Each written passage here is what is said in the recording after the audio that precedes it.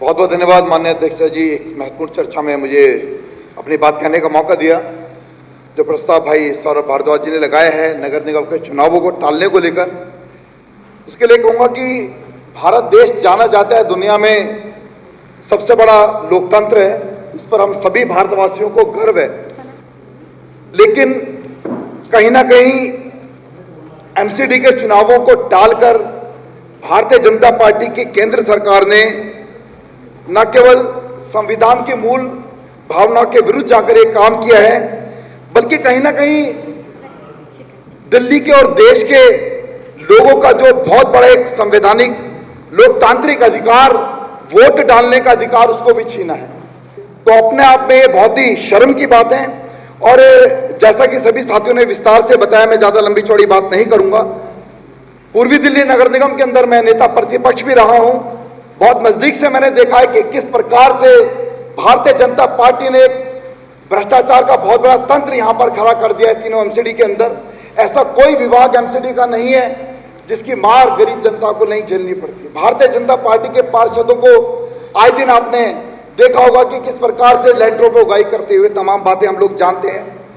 लेकिन एक बात और है कि एमसीडी की मार न केवल जनता को झेलनी पड़ी है 15 सालों तक भारतीय जनता पार्टी के एमसीडी के कुशासन के दौरान, बल्कि एमसीडी के अंदर कार्यरत कर्मचारियों को भी कहीं गुना ज्यादा मार उसकी झेलनी पड़ी है।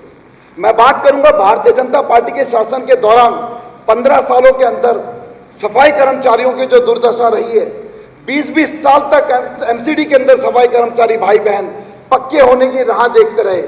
अभी 6000 कर्मचारियों को पक्का करने की बात कही थी, बताया कि हम जाने वाले हैं, कोई भी सगुफा छोड़ दो, उसके बाद में भी गोलमोल बात हो गई।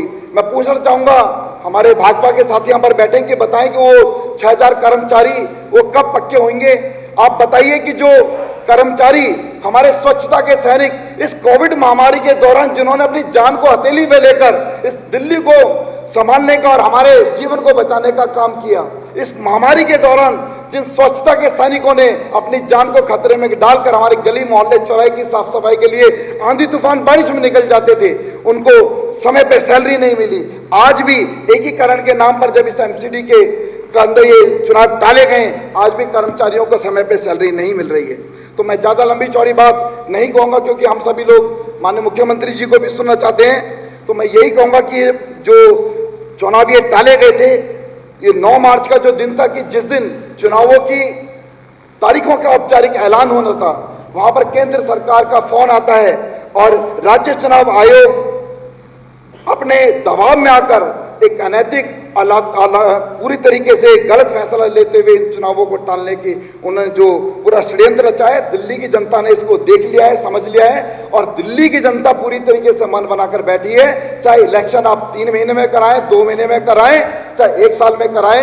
अभी आपको अंदाजा हो गया होगा राजेंद्र नगर के उपचुनाव के बाद कि दिल्ली की जनता ने पूरी तरीके से भारतीय जनता पार्टी को नकार दिया है। और आने वाले समय के अंदर एमसीडी के अंदर जब भारतीय जनता पार्टी सुपड़ा साफ इसका हो जाएगा, आम आदमी पार्टी की सरकार बनेगी, तो निश्चित रूप से तमाम दिल्ली वासियों को राहत भी मिलेगी और तमाम तरह के जो भ्रष्टाचार इन्होंने खड़ा किया उससे राहत भी मिलेगी। आखिर में एक बात कहूंगा, जो भाई दुर्गेश पाठक जी ने कही थी कि इन्होंने बहुत बड़ा काम किया है, ये तमाम कामों की लिस्ट भाई दुर्गेश पाठक जी ने भी बताई थी।